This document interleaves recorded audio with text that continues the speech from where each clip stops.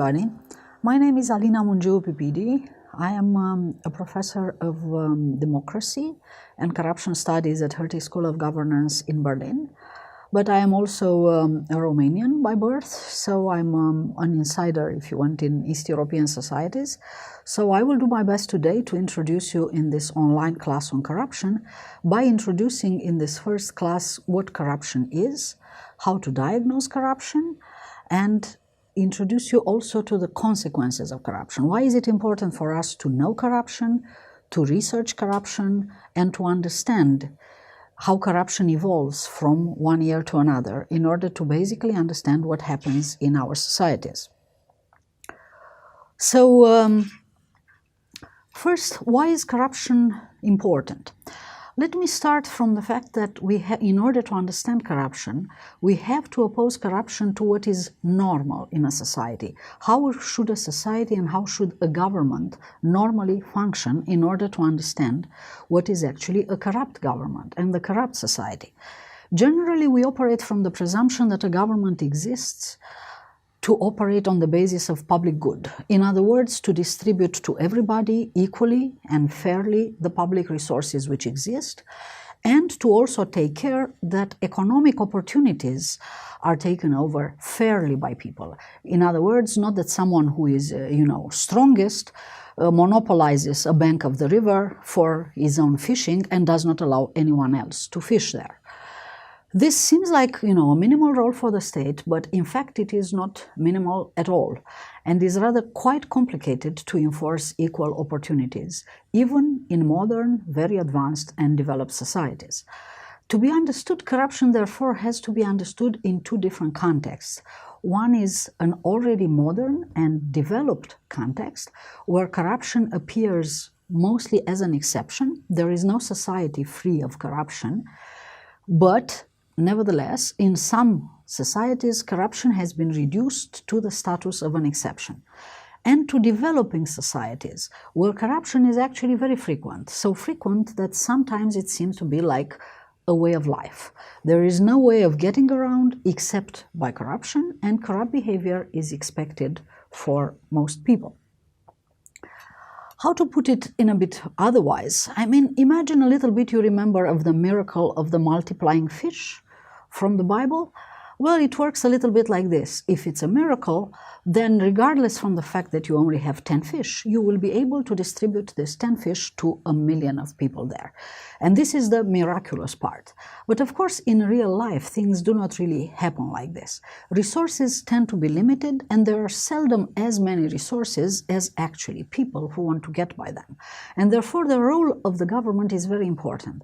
And is important if the government is neutral, and in other words, simply finds out some rule of distributing these fishes by equality, or if actually the government is discretionary and simply whoever is in government will get more fish for himself, his family, his cronies, his party, or whatever other particularistic links may exist between the person with authority, the person who distributes the resources, like the fish, and the rest of people who have no power and they're only there, to get allocated the fish rather than getting to it by their own resources.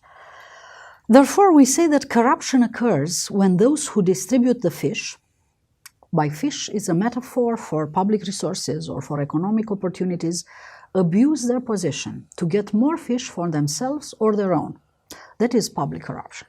And we call undue profit when those who do this actually get a profit not only from illegal acts, but also from legal acts which result in the appropriation of a public resource which should not be private, and which somehow arrives in their patrimony due to an abuse of authority, of abuse of their influence as people who distribute these resources.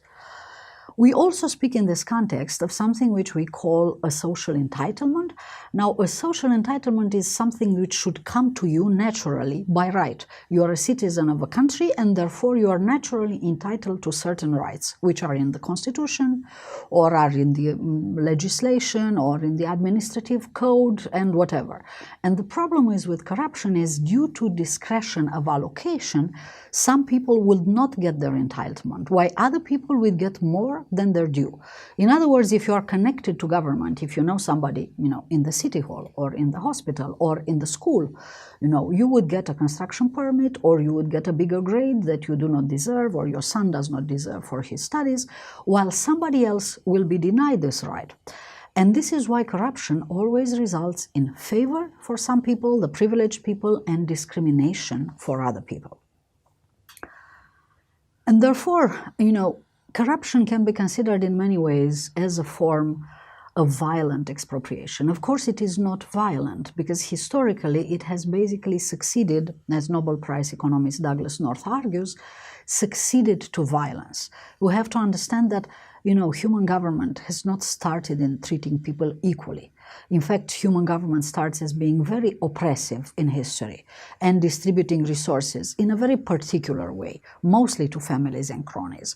And then time goes along and government becomes more and more democratic. More and more people get some rewards, get some returns out of the social allocation, until there is this principle of equality, that actually citizenship is a contract of equality among citizens and between citizens and the state.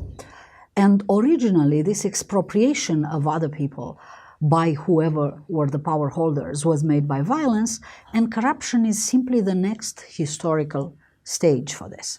And normally, we would expect that countries grow out of corruption, and the society is stronger and stronger and demands this equal treatment on an individual basis from government, and simply does not allow the government to spoil public resources in favor of the interests of a particular group.